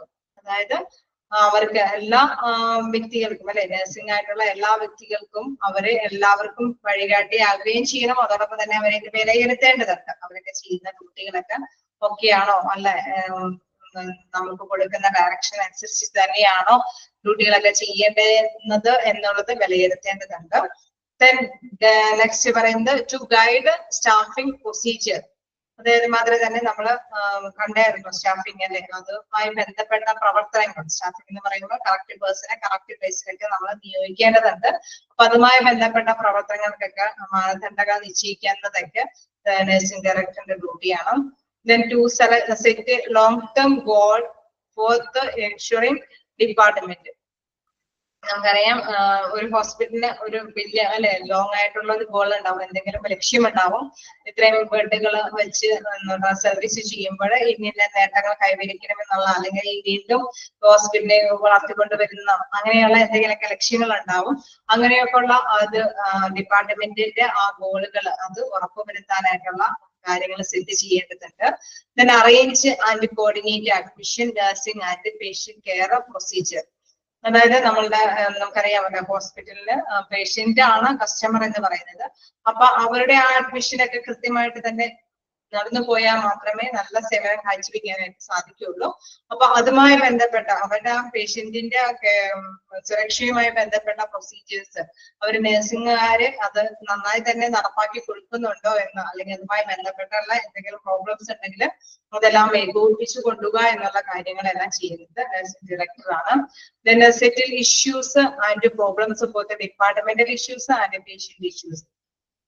നമുക്കറിയാം ചില പേഷ്യൻസിന്റെ ഇഷ്യൂസ് ചിലപ്പോൾ ചില ഡിപ്പാർട്ട്മെന്റുമായി ബന്ധപ്പെട്ട് ചില പേഷ്യൻസ് വല്ല പ്രോബ്ലംസ് ഒക്കെ ഉണ്ടെങ്കിൽ ഏത് ഡിപ്പാർട്ട്മെന്റാണ് പ്രോബ്ലംസ് വന്നിരിക്കുന്നത് അതിന് ചിലപ്പോ അവര് തന്നെ ഒരുപക്ഷെ ചിലപ്പോൾ സ്വല്പമായിട്ട് പരിഹരിച്ചെന്ന് വരും. പക്ഷെ ഇച്ചിയും കൂടിയും എന്തെങ്കിലും പ്രോബ്ലംസ് ഒക്കെ കൂടുതൽ വർഷമായിട്ടുണ്ടെങ്കിൽ നഴ്സിംഗ് ഡയറക്ടറുടെ സാമീപ്യത്തോട് കൂടിയിട്ട് പ്രോബ്ലംസ് ഒക്കെ സോൾവ് ചെയ്യേണ്ടതായിട്ട് വരും. നെക്സ്റ്റ് പറയുന്നത് റിപ്പോർട്ട് ടു അപ്പർ മാനേജ്മെന്റ്. നമുക്കറിയാം ഈ സൂപ്രണ്ട് ഡയറക്ടറിന്റെ ഏറ്റവും മേൽ അധികാരികളൊക്കെ അഡ്മിനിസ്ട്രേറ്റീവ് പോസ്റ്റിലുള്ളവരായിരിക്കും. അപ്പൊ ആ ഒരു അവർക്ക് അവരുടെ ആവശ്യങ്ങൾക്ക് അവർക്കൊക്കെ റിപ്പോർട്ട് തയ്യാറാക്കി കൊടുക്കേണ്ടത്, അവർ ആവശ്യപ്പെടുന്നതനുസരിച്ചിട്ട് മാനേജ്മെന്റിന്റെ റിപ്പോർട്ടൊക്കെ തയ്യാറാക്കി കൊടുക്കേണ്ട ഒരു റൂട്ടീൻ കൂടെ മാർക്കേണ്ട നഴ്സിംഗ് ഡയറക്ടറിനുണ്ട്. അപ്പൊ നഴ്സിംഗ് ഡയറക്ടർ എന്താണെന്ന് മനസ്സിലാക്കുക. ഏറ്റവും ടോപ്പിലുള്ളതാണ്, ഗൈഡായിട്ടും അതേമാതിരി കോർഡിനേറ്റ് ചെയ്യുന്ന ഒരു പ്രധാനപ്പെട്ട റോളാണ് ഇവര് നിർവഹിക്കുന്നത്. ലോങ് ടൈം ഗോളിന് വേണ്ടിയിട്ട് അല്ലെ, ലക്ഷ്യത്തിന് വേണ്ടിയിട്ടുള്ള കാര്യങ്ങളൊക്കെ സെറ്റ് ചെയ്യേണ്ടതുണ്ട്. ഓക്കെ, ഇവിടെ പറയുന്നുണ്ട് എന്താ ടു സെറ്റ്, ചോദിച്ച ചോദ്യം തന്നെയാണ്. To set long term goal for the ensuring department. അതായത് ഡിപ്പാർട്ട്മെന്റിന് അവർക്ക് ഒരു മെയിൻ ഗോൾ ഉണ്ടാവും അല്ലെ, ലക്ഷ്യം ഉണ്ടാവും. അത് ലോങ് ടൈം ആയിരിക്കുന്ന വെച്ച് കഴിഞ്ഞാൽ എന്താണ്, നീണ്ട കാലയളവിലായിരിക്കും ആ ലക്ഷ്യം നേടിയെടുക്കാൻ പറ്റുക. ഇത്രയും നാളെ ഇത്രയും പേയ്മെന്റ് വെച്ചിട്ട് ഇത്രയും പേഷ്യൻസിനെ ആദ്യം തന്നെ സെർവ് ചെയ്ത് അവര് പരിശോധിച്ച് ഹോസ്പിറ്റലിൽ വളർത്തിയെടുത്ത് പിന്നെ വീണ്ടും കുറച്ചും കൂടി ഇംപ്രൂവ്മെന്റ് ഒക്കെ ചിലപ്പോൾ കൂടുതൽ അഡീഷണൽ ബെഡ് ഫെസിലിറ്റീസ് കൊടുത്ത് അല്ലെങ്കിൽ കുറച്ചുകൂടി ഡിപ്പാർട്ട്മെന്റ് ഒക്കെ വേറെ ഡിപ്പാർട്ട്മെന്റ് ഒക്കെ ഡെവലപ്പ് ചെയ്തിട്ട് ആ പേഷ്യൻസിനെ ആകർഷിക്കുന്ന ഒരു പദ്ധതിയൊക്കെ ആയിരിക്കും. അങ്ങനെ ഏറ്റവും എന്താണ് ലോങ് ടൈം ആയിട്ടുള്ള ലക്ഷ്യം നേടിയെടുക്കാൻ വേണ്ടിയിട്ടുള്ള ചില കാര്യങ്ങളൊക്കെ സെറ്റ് ചെയ്യേണ്ടതുണ്ട് അല്ലെ, അറേഞ്ച് ചെയ്യേണ്ടതുണ്ട്. നമുക്കറിയാം നഴ്സുമാരൊക്കെ അപ്പോയിന്റ്മെന്റ് ചെയ്യണം, അതനുസരിച്ചിട്ടുള്ള ഡോക്ടേഴ്സിനെ അപ്പോയിന്റ്മെന്റ് ചെയ്യണം. അങ്ങനെ വികസിപ്പിച്ചെടുക്കണം. അപ്പൊ നീണ്ട ലക്ഷ്യത്തിന് വേണ്ടിയിട്ടുള്ള മാറ്റേഴ്സ് ഒക്കെ സെറ്റ് ചെയ്യുന്നത് ആരാണ്? നഴ്സിംഗ് ഡയറക്ടർ കൂടിയാണെന്ന് മനസ്സിലാക്കുക. അതാണ് അതിൽ പറയുന്നത് to set long term goal for the insurance department. അത് ഉറപ്പുവരുത്തുക എന്നുള്ളതാണ്. അതിന് വേണ്ടിയിട്ട് സെറ്റ് ചെയ്യുന്നുണ്ട് എന്ന് ഉറപ്പുവരുത്തുക. ക്ലിയർ ആയോ? തേർഡ് പോയിന്റ് ഓക്കെ ആയോ? To set a long-term goal for the insurance department. ഡിപ്പാർട്ട്മെന്റിന് വേണ്ടിയിട്ടുള്ള ലോങ് ടൈം ആയിട്ടുള്ള ഗോളുകൾ നിശ്ചയിക്കുന്നത് ആരാണ്? നമ്മുടെ ഡയറക്ടറാണ്. അങ്ങനെ കുറച്ച് കാര്യങ്ങൾ അവരുടെ റെസ്പോൺസിബിലിറ്റീസിൽ കണ്ടു. ഇനി നെക്സ്റ്റ് എന്ന് പറയുന്നത് നഴ്സിംഗ് സൂപ്രണ്ടന്റ് ആണ്. എന്താണ് നഴ്സിംഗ് സൂപ്രണ്ടന്റിന്റെ? നിങ്ങൾക്ക് എന്തായാലും കൂടി എടുത്തിട്ട് വായിക്കാനായിട്ട് സമയം തരാം. എന്തെങ്കിലും ഡൗട്ട് ഉണ്ടെങ്കിൽ ചോദിക്കാം. നഴ്സിംഗ് സൂപ്രണ്ടന്റ് എന്ന് പറയുമ്പോൾ നമുക്കറിയാം നഴ്സിംഗ് ഡയറക്ടറിന് താഴെയുള്ള പോസ്റ്റാണ് നഴ്സിംഗ് സൂപ്രണ്ടന്റിന്റെ. Nursing superintendent act as the second command in the nursing administration of the hospital. അതായത് നഴ്സിംഗ് സൂപ്രണ്ടന്റിന്റെ താഴെയുള്ള ഒരു ഇതാണ് എന്താണ് നഴ്സിംഗ് ഡയറക്ടറിന്റെ താഴെയുള്ള ഒരു പോസ്റ്റാണ് നഴ്സിംഗ് സൂപ്രണ്ടന്റിന്റെ എന്നുള്ളത്. Then പറയുന്നു he or she will be held responsible for a management and the supervision of a nursing service of the different department of the hospital. ഇവരുടെ പ്രത്യേകത എന്താണെന്ന് വെച്ച് കഴിഞ്ഞാൽ വ്യത്യസ്ത ഡിപ്പാർട്ട്മെന്റുകളുണ്ട്. നമുക്കറിയാം പല പല ഡിപ്പാർട്ട്മെന്റ് അല്ലെ, ന്യൂറോ ഉണ്ടാവും, അഫ്രോ ഉണ്ടാവും, കാർഡിയോളജി ഉണ്ടാവും, അങ്ങനെ പലതരത്തിലുള്ള ഡിപ്പാർട്ട്മെന്റുകൾ. ഇപ്പോഴത്തെ കാലത്ത് ഹോസ്പിറ്റലില് വ്യത്യസ്ത സ്പെഷ്യാലിറ്റി ആയിട്ടുള്ള ഡിപ്പാർട്ട്മെന്റുകൾ, സ്പെഷ്യലൈസ് ചെയ്തിട്ടുള്ള ഓരോ ഡിപ്പാർട്ട്മെന്റുകളും കൂടി അതിനോടൊപ്പം തന്നെ ഉണ്ടാവും. അപ്പൊ ഇവരെല്ലാം എന്താണ് കൈകാര്യം ചെയ്യേണ്ടതുണ്ടാവും, ഇവരെയൊക്കെ കോർഡിനേറ്റ് ചെയ്യേണ്ടതുണ്ടാവും. നമുക്കറിയാം ഹോസ്പിറ്റലിന് ഒരു ലെവല് വരുമ്പോൾ എല്ലാവരും എല്ലാ ഡിപ്പാർട്ട്മെന്റും നന്നായിട്ട് തന്നെ റൺ ചെയ്ത് പോയാൽ മാത്രമേ നല്ല റിസൾട്ട് കാഴ്ചയുള്ള ഹോസ്പിറ്റലാണെന്ന് പറയാൻ പറ്റുള്ളൂ. ഏതെങ്കിലും ഒരു ഡിപ്പാർട്ട്മെന്റ് മോശമായിട്ട് വന്നു കഴിഞ്ഞാൽ തന്നെ ഹോസ്പിറ്റലിനെ അത് കൃത്യമായിട്ട് ബാധിക്കും. അപ്പൊ നഴ്സിംഗ് സൂപ്രണ്ടന്റിന്റെ പ്രധാനപ്പെട്ട റോൾ എന്ന് പറയുന്നത് എന്താണ്? Responsible for management and supervision of nursing service of the different department of the hospital. ഹോസ്പിറ്റലിന്റെ വ്യത്യസ്ത ഡിപ്പാർട്ട്മെന്റിൽ പോയി സൂപ്പർവൈസ് ചെയ്യണം, എങ്ങനെയാണ് കാര്യങ്ങൾ പോകുന്നത് എന്ന് വിലയിരുത്തേണ്ടതുണ്ട്. Okay, in all areas of the nursing activity he or she will help the nursing director and act as a director in the absence of the nursing director. നമ്മൾ നേരത്തെ കണ്ടായിരുന്ന നഴ്സിംഗ് ഡയറക്ടറിന്റെ മേലധികാരി എന്ന് പറയുന്നത് മാനേജ്മെന്റ് ലെവലിലുള്ളവരാണ്. അവർ ആവശ്യപ്പെടുന്ന അനുസരിച്ചിട്ടുള്ള റിപ്പോർട്ടും കാര്യങ്ങളൊക്കെ ചെയ്തു കൊടുക്കേണ്ടതുണ്ടാവും. അപ്പൊ ഇവിടെ നഴ്സിംഗ് സൂപ്രണ്ടന്റിന്റെ മേലധികാരി എന്ന് പറയുന്നത് എന്താണ്? നഴ്സിംഗ് ഡയറക്ടറാണ്. അപ്പൊ അദ്ദേഹം ചെയ്യുന്ന വർക്കുകളൊക്കെ ഹെൽപ്പ് ചെയ്യാനായിട്ടും കൂടി ആര് ബാധ്യസ്ഥനാണ്? Nursing superintendent ബാധ്യസ്ഥനാണ്. അതാണ് പറയുന്നത് in all the nursing activity he or she will help the nursing director and act. പിന്നെയും ഒരു കാര്യം കൂടി പറയുന്നുണ്ട്, എന്താണ്? the absence of a nursing director. ഡയറക്ടറിന്റെ ആബ്സെൻസ് വരികയാണ്, ചിലപ്പോ നഴ്സിംഗ് ഡയറക്ടറിന്റെ പ്രസൻസ് ആവശ്യമുള്ള മേഖലകളിൽ ഇൻ കേസ് വന്നിട്ടില്ല എങ്കിൽ അവിടെ നഴ്സിംഗ് ഡയറക്ടറിന്റെ ആ ലേബിളിൽ കയറി, അതായത് ആ ഒരു ഇതില് പോസ്റ്റിൽ തന്നെ അവർ ചെയ്യുന്ന ഡ്യൂട്ടി തന്നെ നിർവഹിക്കാനായിട്ട് നഴ്സിംഗ് സൂപ്രണ്ടന്റ് ആവശ്യപ്പെടുന്നു, അതായത് ബാധ്യസ്ഥനാണ്. ഓക്കെ, അവര് ആബ്സെൻസ് വന്നു കഴിഞ്ഞാൽ നഴ്സിംഗ് ഡയറക്ടറിന്റെ ആബ്സെൻസ് ഉണ്ട്, അദ്ദേഹം ചെയ്യേണ്ട ഡ്യൂട്ടികൾ കൂടി ചിലപ്പോൾ ചില സാഹചര്യങ്ങളിൽ നഴ്സിംഗ് സൂപ്രണ്ടന്റ് ചെയ്യേണ്ടതായിട്ട് വരുന്നത്. അതാണ് നഴ്സിംഗ് സൂപ്രണ്ടന്റിന്റെ ഇതിൽ പറയുന്നത്. ഇനി ഡ്യൂട്ടീസ് ആൻഡ് റെസ്പോൺസിബിലിറ്റി, വീണ്ടും ഇവരുടെ പ്രത്യേകമായിട്ടുള്ള ജോലികളും അതേ ഉത്തരവാദിത്തങ്ങളൊക്കെ പറയുന്നുണ്ട്. he or she will help the nursing director in the his work. First one നമ്മൾ നേരത്തെ കണ്ടതാണ്, നഴ്സിംഗ് ഡയറക്ടറിനെ ഹെൽപ്പ് ചെയ്യേണ്ട ഒരു duty. then accountable for master rotation of nurses. ഇവിടെ ശ്രദ്ധിക്കാം, ഇവിടെ വരുമ്പോൾ എന്താണ്? നമ്മുടെ നഴ്സുമാരുടെ റൊട്ടേഷൻ ഉണ്ട് അല്ലെ, നമുക്കറിയാം ഷിഫ്റ്റ് ഡ്യൂട്ടികളൊക്കെയാണ്. അവരിങ്ങനെ വീണ്ടും വീണ്ടും റൊട്ടേറ്റ് ചെയ്ത് വീണ്ടും ഓരോ ഡ്യൂട്ടിയിലേക്ക് വരും അല്ലെ. മോർണിംഗ് ഡ്യൂട്ടി ഒരു വീക്ക് ചെയ്ത് കഴിഞ്ഞാൽ പിന്നെ ചിലപ്പോൾ അടുത്ത റൊട്ടേഷൻ ഈവനിങ് ഡ്യൂട്ടി ആയിരിക്കും, അങ്ങനെ ചിലപ്പോൾ അത് കഴിഞ്ഞിട്ടായിരിക്കും നൈറ്റ് ഡ്യൂട്ടി ആയിരിക്കും. അങ്ങനെ റൊട്ടേറ്റ് ചെയ്ത് വരുന്ന ആ ഒരു റൊട്ടേഷൻ ചാർട്ടൊക്കെ തയ്യാറാക്കുന്നത് ആരാണ്? നമ്മുടെ നഴ്സിംഗ് സൂപ്രണ്ടന്റ് ആണ്. Check and confirm the duty roster of staff nurse prepared by nursing incharge. അതായത് നമുക്കറിയാം ഇതേമാതിരത്തെ ഈ ഒരു ഷിഫ്റ്റ് ഡ്യൂട്ടിയും കാര്യങ്ങളൊക്കെ ഉണ്ടാക്കുന്നത് നഴ്സിംഗ് ഇൻചാർജ് ആണ്. പക്ഷെ അതിന് നമ്മൾ ചെക്ക് ചെയ്യുകയും ഇൻ കേസ് എന്തെങ്കിലുമൊക്കെ സ്ഥിരീകരിക്കുക എന്നുള്ള ഡ്യൂട്ടി അവർ തയ്യാറാക്കി തരുന്ന, നഴ്സിംഗ് ഇൻചാർജ് തയ്യാറാക്കി തരുന്ന ഷിഫ്റ്റ് ഉള്ള ഓരോ വ്യക്തികളുടെയും സ്റ്റാഫുകളുടെയും ഡ്യൂട്ടിയെ അത് ഓക്കെ കൺഫേം ചെയ്തിരിക്കുന്നു എന്ന് സ്ഥിരീകരിക്കേണ്ട ഡ്യൂട്ടി ആദ്യമാണ് നമ്മുടെ നഴ്സിംഗ് സൂപ്രണ്ടന്റിന്റെ ഇതാണ്. നെക്സ്റ്റ് പറയുന്നത് എന്താണ്? Accountable to receive report from the night supervisor. Case night supervisor തരുന്ന നൈറ്റ് സൂപ്പർവൈസർ അവരുടെ ഡ്യൂട്ടിക്ക് ശേഷം തരുന്ന റിപ്പോർട്ടുകൾ അത് റിസീവ് ചെയ്യേണ്ടത് ആരാണ്? നഴ്സിംഗ് സൂപ്രണ്ടന്റ് ആണ്. Then organise the staff meeting regularly. അതായത് റെഗുലർ ആയിട്ട് സ്റ്റാഫ് മീറ്റിംഗ് ഒക്കെ സംഘടിപ്പിക്കേണ്ടത് ആരാണ്? നഴ്സിംഗ് സൂപ്രണ്ടന്റ് ആണ്. അപ്പൊ ഇതൊക്കെ നിങ്ങൾ ശ്രദ്ധിച്ചു വെക്കണം കേട്ടോ, കാരണം ക്വസ്റ്റ്യൻസ് വരുമ്പോൾ who organise the staff meeting regularly എന്നൊക്കെ പറയുമ്പോൾ ഓപ്ഷൻസിൽ പലതും ഉണ്ടാവും. നമ്മൾ കൃത്യമായിട്ട് എഴുതണം, അത് നഴ്സിംഗ് സൂപ്രണ്ടന്റിന്റെ ഡ്യൂട്ടി തന്നെയാണെന്നുള്ളത്. അങ്ങനെ ആ ഡ്യൂട്ടീസ് ആൻഡ് റെസ്പോൺസിബിലിറ്റി എല്ലാവരുടെയും നിങ്ങളൊന്ന് ജസ്റ്റ് ഒന്ന് ക്യാച്ച് ചെയ്ത് വെക്കണം. Then keep the record of staff statistics in connected with education programme.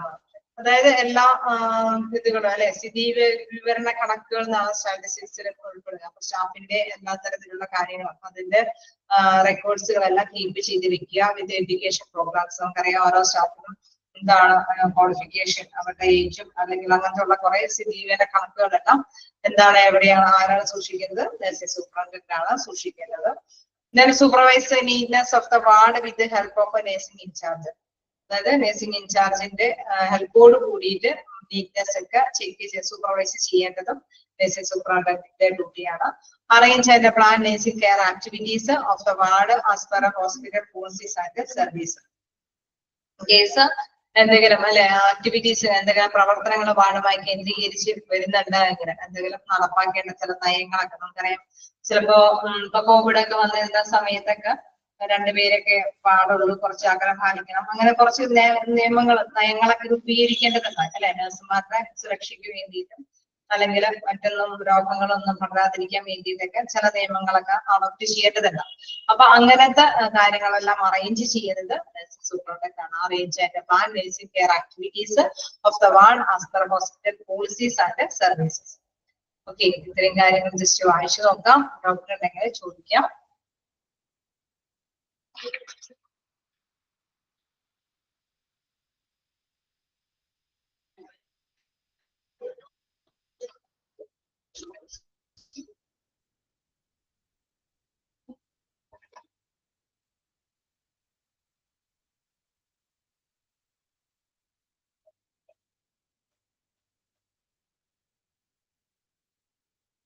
Fourth point, accountable to receive a report from the night supervisor.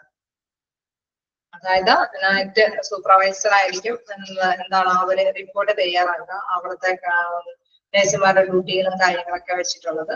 അപ്പൊ അതിന്റെ ആ ഒരു ഉത്തരവാദിത്തം അത് ഇവരാണ്. അത് എന്താണ് അക്കൗണ്ടബിൾ ടു റിസീവ്, ആ റിപ്പോർട്ട് കൈപ്പറ്റേണ്ടത് ആരാണ്? നമ്മുടെ സൂപ്രണ്ടന്റ് എന്ന ലെവലിലുള്ള വ്യക്തിയാണ്. Accountable to receive a report from the night supervisor.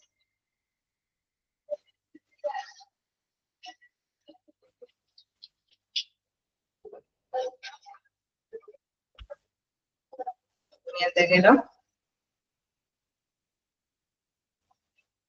നമ്മള് ഈ ഇത് എന്തായാലും നിങ്ങൾ ഈ ഹൈറാർക്കി മസ്റ്റായിട്ട് ഇതിൽ തന്നെ പഠിച്ചു വെക്കണം. അതോടൊപ്പം തന്നെ ഓരോരുത്തരുടെയും ഡ്യൂട്ടീസും റെസ്പോൺസിബിലിറ്റിയും മനസ്സിലാക്കി വെക്കണം. ആംഗിളുകൾ മാറിപ്പോവാതിരിക്കാനായിട്ട് ശ്രദ്ധിക്കണം.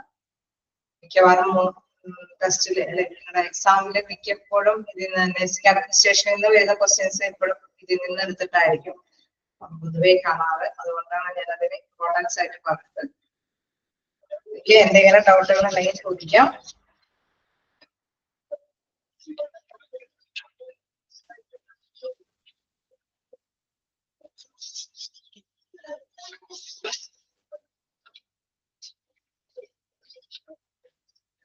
നമുക്ക് നെക്സ്റ്റ് ക്ലാസ്സിൽ എടുക്കാൻ പറ്റുമെന്ന് വിചാരിക്കുന്നത് നിങ്ങൾ CSSB കൂടി എനിക്കൊന്ന് എടുത്തോളൂ. നെക്സ്റ്റ് ക്ലാസ് CSSB നോക്കാം. ഇത് എന്തെങ്കിലും ഡൗട്ടുകളൊക്കെ ഉണ്ടെങ്കിൽ ക്ലിയർ ചെയ്ത് പോകാം. സമയമുണ്ടെങ്കിൽ CSSBയുടെ എന്തെങ്കിലും ഇതുവരെ എടുത്തതിൽ എന്തെങ്കിലും ഡൗട്ടുകളുണ്ടോ? നമ്മൾ ഇന്ന് എടുത്തത് എന്താണ്? നമ്മുടെ സ്റ്റാഫ് ഡെവലപ്മെന്റുമായി ബന്ധപ്പെട്ടുള്ള ടൈപ്സ് ആണ്. പലതരത്തിലുള്ള ട്രെയിനിങ് പ്രോഗ്രാംസുകൾ പറഞ്ഞു. അതിന്റെ അഡ്വാൻറ്റേജസ് എന്താണെന്ന് പറഞ്ഞു. റോൾ എന്താണ്, അഡ്മിനിസ്ട്രേറ്ററിന്റെ റോൾ എന്താണ്, സ്റ്റാഫ് ഡെവലപ്മെന്റ് പറയാനാണ്. പിന്നെ നഴ്സിംഗ് ഹൈറാർക്കി ഫംഗ്ഷന്റെ 2 പോയിന്റ്. എന്തെങ്കിലും ഡൗട്ടുകളുണ്ടോ?